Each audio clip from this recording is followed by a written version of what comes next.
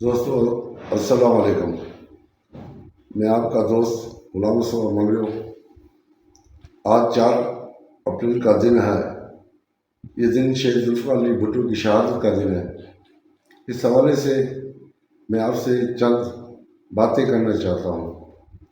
آپ سب کو معلوم ہے کہ شہید ذوالفقار علی بھٹو، جسے لوگ فخر ایشیا کا خطاب دیتے ہیں اور عالم اسلام کا ایک مایہ ناز لیڈر تھا، اور پاکستان کی سیاست میں قائد اعظم کے بعد جس شخص کو سب سے زیادہ اہمیت ملی ہے اور عزت ملی ہے اور محبت ملی ہے، وہ جناب ذوالفقار علی بھٹو شہید ہے۔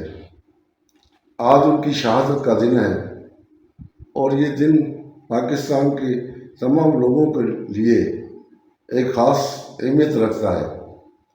ذوالفقار علی بھٹو ایک بہت ہی عظیم لیڈر تھا، اور دنیا کا ایک مانا ہوا مفکر بھی تھا۔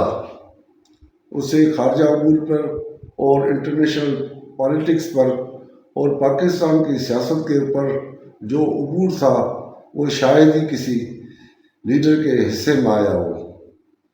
ذوالفقار علی بھٹو کی جو زندگی ہے، وہ بھی ایک بہت مایہ زندگی گزاری ہے اس نے، اور اس کی جو شہادت ہوئی اس کے اوپر بھی پوری قوم فخر کرے گی اور عالم اسلام فخر کرے گا۔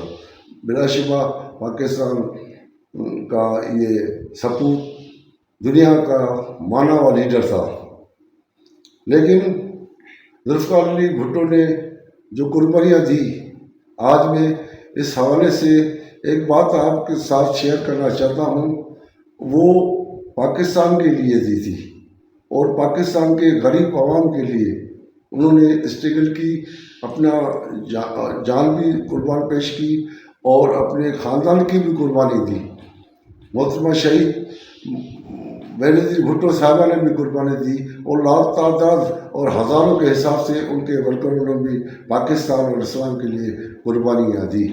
تو آج اس وقت جب پاکستان ایک شدید قسم کے بحران میں مبتلا ہے، تو میں تمام پاکستان کے لوگوں سے یہ گزارش کروں گا، تو خدا را آپ ذوالفقار علی بھٹو صاحب کی قربانی کو دیکھیں۔ ہمارے بڑوں نے جو قربانیاں دی ہیں اس ملک کے لیے، تو آپ اس ملک کے بارے میں کچھ سوچیں۔ آج پاکستان کے اندر بہت سارے کرائسس پیدا ہو چکے ہیں۔ ہماری افواج بارڈروں پر دہشت گردوں سے مقابلہ کر رہی ہیں۔ بلوچستان میں بھی ہماری فورسز لڑ رہی ہیں، اور وزیرستان اور خیبر پختونخوا میں بھی جو ہے ہماری فوجیں بہادری کے ساتھ لڑ رہی ہیں۔ لیکن اس کے ساتھ آج عدلیہ میں بھی ایک بہت بڑا سیاسی بحران پیدا ہو چکا ہے، اور 6 ججوں نے جو خط لکھے ہیں چیف جسٹس پاکستان کو، اور اس سلسلے میں جو انہوں نے سو موٹو لیا ہے، وہ بھی ایک بہت بڑا ایشو ہے پاکستان کی سیاست کا۔ یہ ہماری تاریخ ہے کہ ہم نے ان عظیم ہستیوں کا قدر نہیں کیا۔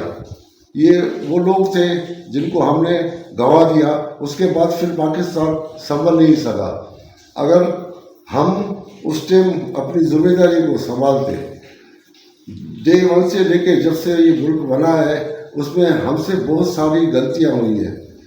اس غلطیوں میں تمام لوگ شامل ہیں جو صاحب اختیار تھے، یا ریاست کے جو بھی ادارے ہیں، چاہے جوڈیشری ہو، چاہے اسٹیبلشمنٹ ہو، چاہے سیاستدان ہو۔ لہٰذا اس ٹائم پہ جو صورتحال ہوئی ہے، اس سے پاکستان کی ایک بہت بڑی بدنامی ہو رہی ہے۔ اس ٹائم ہمیں بہت ہی تدبر سے اور بہت ہی عقل مندی سے اور دانش مندی سے اس ملک کو بحران سے نکالنا چاہیے۔ اور میں پیپلز پارٹی کے دوستوں کو خصوصاً طور پر گزارش کروں گا کہ آپ صف اول کی قیادت کا کردار ادا کریں، پاکستان کو ترقی کے لیے، پاکستان کی خوشحالی کے لیے، اور پاکستان کی بقا اور بہبود کے لیے پیپلز پارٹی کے ورکروں کو اپنا کردار ادا کرنا چاہیے، کیونکہ سب سے زیادہ قربانیاں آپ نے دی ہیں۔ اور اگر شہید ذوالفقار علی بھٹو ہوتا تو پاکستان اس ٹائم دنیا میں ایک مائع ناز مقام وہ اختیار کر چکا ہوتا، لیکن ایسا نہیں ہوا۔ لیکن آج بھی یہ ذمہ داری پھر بھی پاکستان کے تمام لوگوں پر اور خصوصاً پیپلز پارٹی کے اوپر عائد ہوتی ہے۔ ابھی جو حالیہ الیکشن ہوئی ہے، جس کی وہ الیکشن کس طرح ہوئی ہے، وہ اس کے رزلٹ میں جو اسمبلی بنی ہے، تو میرے خیال میں اس کا اخلاقی جواز اتنا مضبوط نہیں ہے، لیکن بہرحال جیسی بھی اسمبلی ہے ہمیں اس کو چلنے دینا چاہیے۔ اور یہ جو نئے نئے کرائسس ہمارے ہیں اور نئے نئے جو بحران پیدا ہوتے ہیں، اس کو ہم کو دانش مندی سے حل کرنا چاہیے۔ ایسے نہیں ہے کہ دنیا کے دوسرے ملکوں میں یہ کرائسس نہیں ہے، لوگوں نے حل کیے ہیں۔ ایک بات میں آپ کو یہ اور بھی بتا دوں کہ ہمارے اڑوس پڑوس جو ملک ہیں، ایران ہے، چائنا ہے، انڈیا ہے، وہ ہم سے بہت زیادہ آگے نکل چکے ہیں اور ہم اپنے آپس کی لڑائیوں میں الجھے ہوئے ہیں۔ ایک بات میں ادھر ایک چیز کی ضرورت میں وضاحت کر دوں کہ ذوالفقار علی بھٹو نے پاکستان کے لیے جمہوریت کی لڑائی بھی لڑی تھی اور وہ لڑائی ابھی بھی جاری ہے۔ میں کہتا ہوں اس ملک میں ابھی تک صحیح معنی میں جمہوریت نہیں آ سکی ہے، جمہوریت سے نہیں آ سکی ہے۔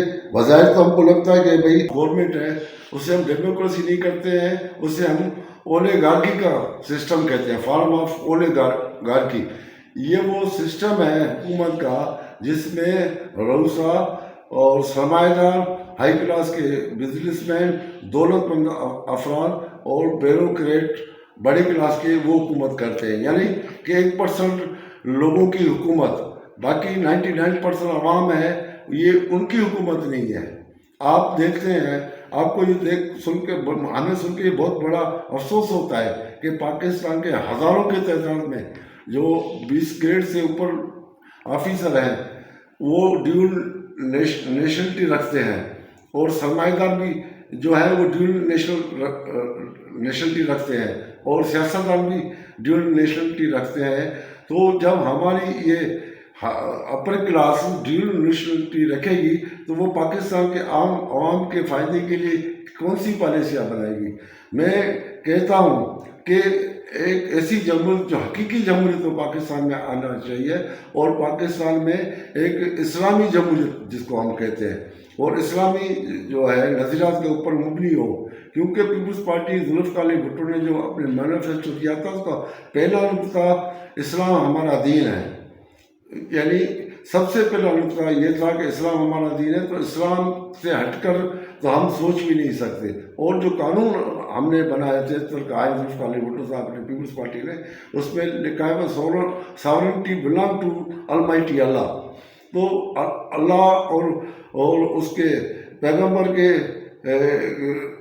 جو بتائے ہوئے راستے ہیں اس کے اوپر ہی ہم قانون بنائیں گے، اور وہ خلق خدا کی بہتری کے لیے قانون بنائیں گے۔ تو آؤ ملو، پاکستان کی 99% عوام بہت پریشان ہے، اور ہمیں اس سلسلے میں اپنی کوششیں کرنی چاہیے۔ اور جو یہ ججز کا ابھی عدالتی جو جوڈیشری بحران پیدا ہوا ہے، میں جناب آصف علی زرداری صاحب سے گزارش کروں گا، پریزیڈنٹ پاکستان سے، آپ سیاست کے بادشاہ ہیں، آپ کم از کم آپ اس مسئلے پہ اپنا ذاتی دلچسپی لیں اور آپ یہ کردار ادا کریں۔